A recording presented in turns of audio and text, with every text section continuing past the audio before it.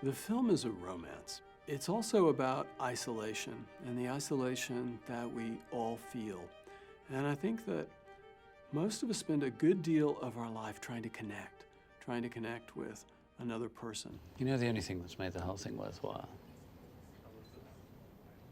It's been those few times when I've been able to really, truly connect with another human being. I had a hunch about you, sir. You did? Yes, sir.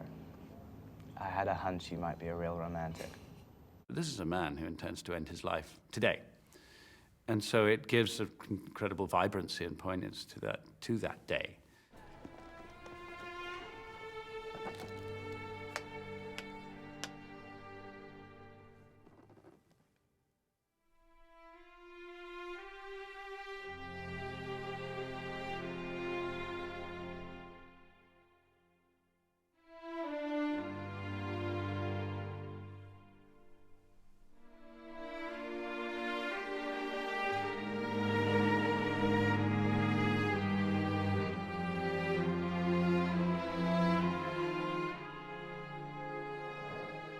Rather than it being gloomy and tragic because it's all going to come to an end, the focus is on that vibrancy. The main message of the film is really to live in the present, to live every day as though it were your last day. He's given himself a last look and a wonderfully intense last look.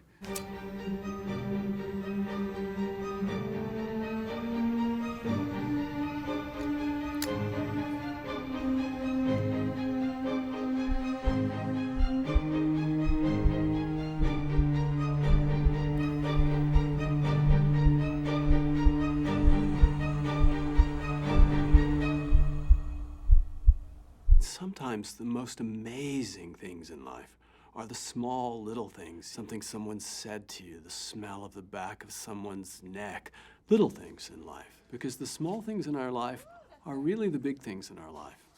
And I think it's very important to remember that. What I loved about it is there were just moments of life, just sitting on a sofa having a chat.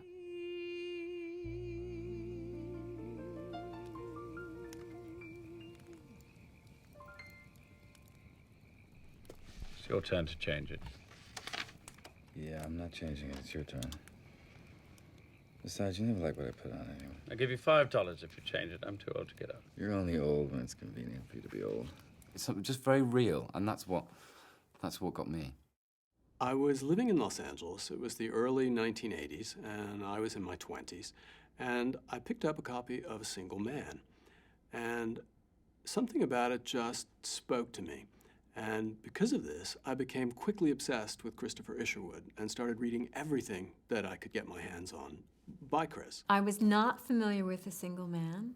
I was familiar with his work, but I didn't know this. And I did know Don McCarty, Chris's boyfriend, because he'd painted me a number of years ago. And while he painted me, he would talk about Chris, and he said this was Chris's ashtray, and this was used on the set of Cabaret, and this was, you know, he had all of these things, kind of totemic things around his house, and it was lovely, and clearly a lovely relationship. This had been Christopher's favorite book.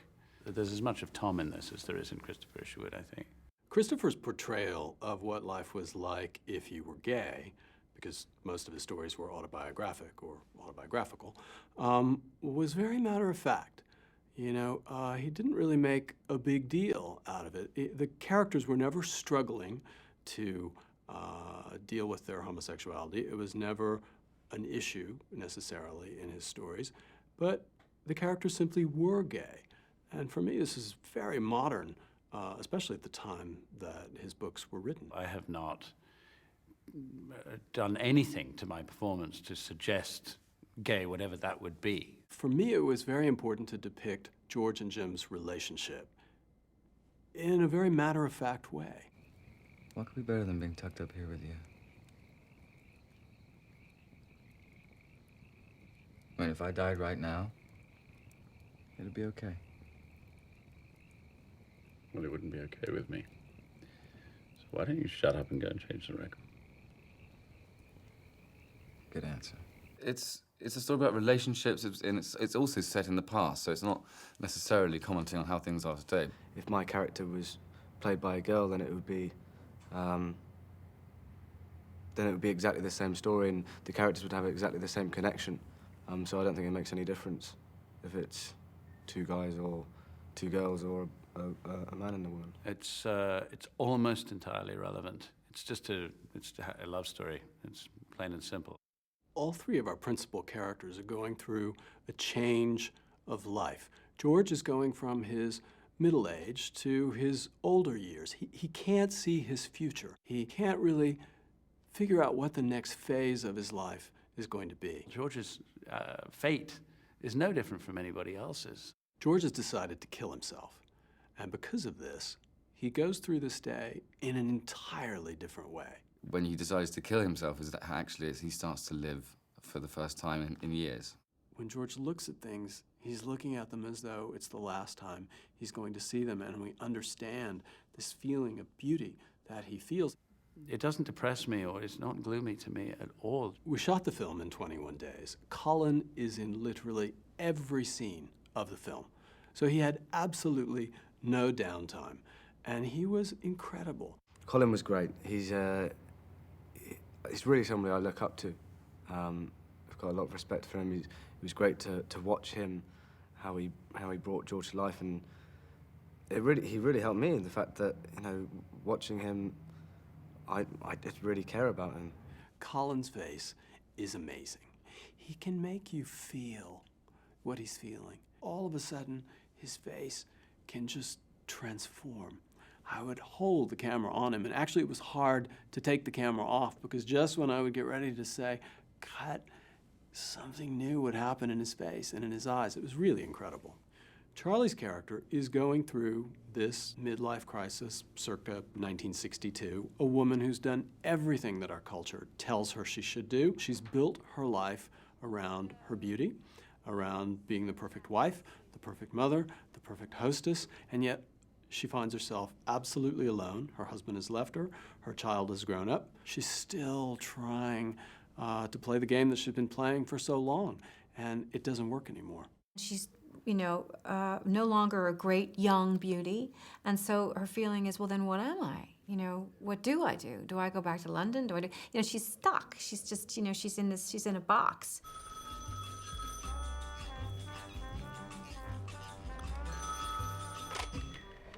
Hello? When George is around Charlie, he's different. She's absolutely light in his life. She really is that kind of breath of fresh air in our film.